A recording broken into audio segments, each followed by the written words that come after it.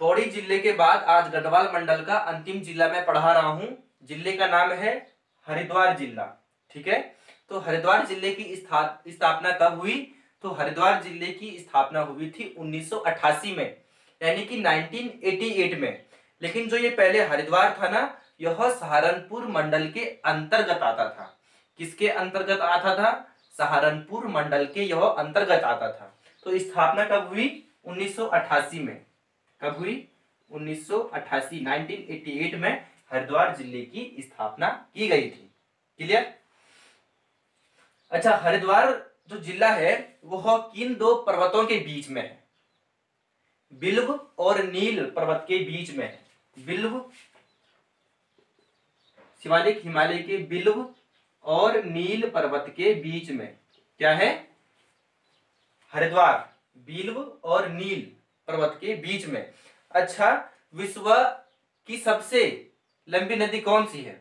विश्व की सबसे लंबी नदी कौन सी है? इसका उत्तर आप मुझे नीचे कमेंट बॉक्स में बताएंगे। ठीक है, बड़ी नहीं, लंबी नदी। तो सबसे पहले देखते हैं कि व्हाइट बोर्ड पर बना क्या है। अगर आप एक बार मानचित्र से भली भांति परिचित हो जाएंगे तो पढ़ने में सुविधा हो जाती है। तो हरिद्वार के उत्तर में यहाँ पर देहरादून है, यहाँ पर पौड़ी है। ठीक है, देहरादून और पौड़ी तो दो ही जिलों के साथ यह सीमा स्पर्श करता है। हरिद्वार जिला दो ही जिलों के साथ सीमा स्पर्श करता है गढ़वाल मंडल की। कौन कौन से? देहरादून और पौड़ी। ठीक है, और पश्चिम दक्षिण में एक राज्य के साथ सीमा साझा करता है। राज्य का नाम क्या है? उत्तर प्रदेश। तो उत्तर प्रदेश का विस्तार यहां से और यहां तक चला आया है, दक्षिण और पूर्व तक। ठीक है, यहां से लेकर क्या है? पूरा उत्तर प्रदेश है। तो उत्तर प्रदेश नैनीताल के साथ भी सीमा स्पर्श करता है। मैंने आपको पढ़ा रखा है जब मैं आपको उत्तराखंड का भूगोल पढ़ा रहा था। ठीक है, तो यहां से और यहां क्या चला आया है? उत्तर प्रदेश का विस्तार। तो यहाँ पर क्या है? सहारनपुर है। क्या है? यहाँ पर है सहारनपुर। इसके बाद क्या है? सहारनपुर के बाद यहाँ पर है मुजफ्फरनगर। ठीक है, मुजफ्फरनगर। और इसके बाद क्या है? इसके बाद है बिजनौर।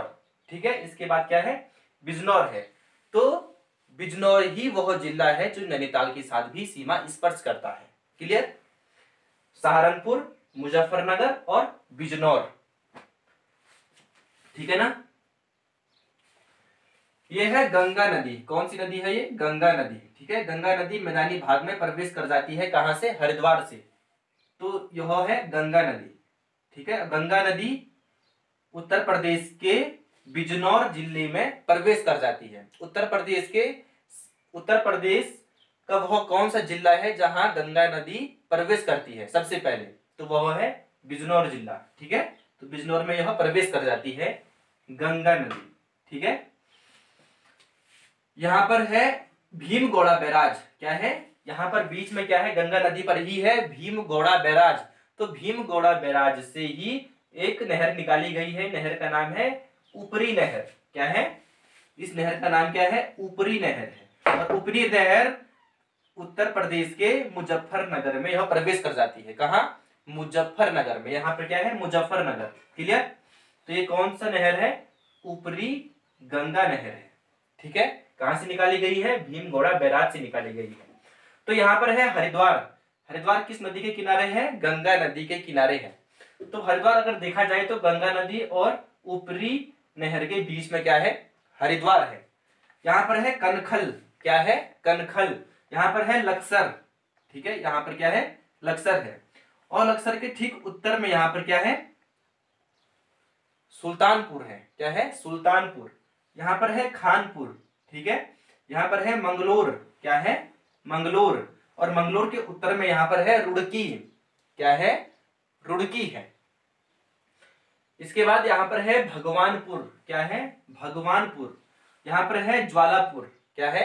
ज्वालापुर। और ज्वालापुर के उत्तर में यहाँ पर क्या है? हर की पेड़ी है। क्या है? हर की पेड़ी है।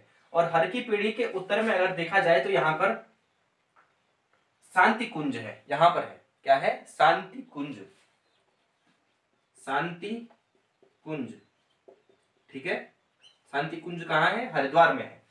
और भीमगौड़ा के उत्तर में यहाँ पर एक आश्रम है। यहाँ पर, ठीक है ना, इस आश्रम का नाम है सप्त ऋषि आश्रम क्या है? सप्त ऋषि आश्रम है। तो अभी मैंने आपको हरिद्वार जिले के मानचित्र से परिचित करवाया है। अब देखते हैं इसके इतिहास के बारे में, ठीक है ना। उज्जैन का एक राजा था, राजा का नाम था विक्रमादित्य, ठीक है। उज्जैन का राजा कौन था? विक्रमादित्य था। तो विक्रमादित्य के बड़े भाई का नाम था भृतहरि। क्या था?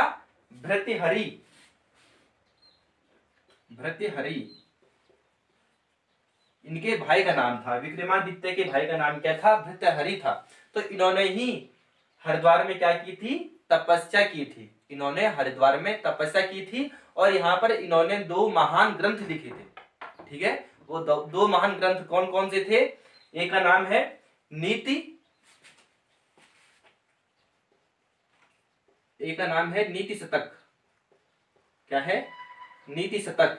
और एक का नाम है वैराग्य शतक, ठीक है। नीति शतक और वैराग्य शतक 2 ग्रंथ किसने लिखे थे? भृतहरि ने लिखे थे। किसका भाई था? विक्रमादित्य का। विक्रमादित्य कौन था? उज्जैन का राजा था, ठीक है। 2 शतक कौन कौन से हैं? नीति वैराग्य, नीति और वैराग्य 2 शतक, ठीक है। नीति और वैराग्य ये क्या थे? 2 ग्रंथ थे। क्लियर? तो विक्रमादित्य ने अपने भाई के यादों में यहां पर गंगा नदी के तट पर क्या की थी?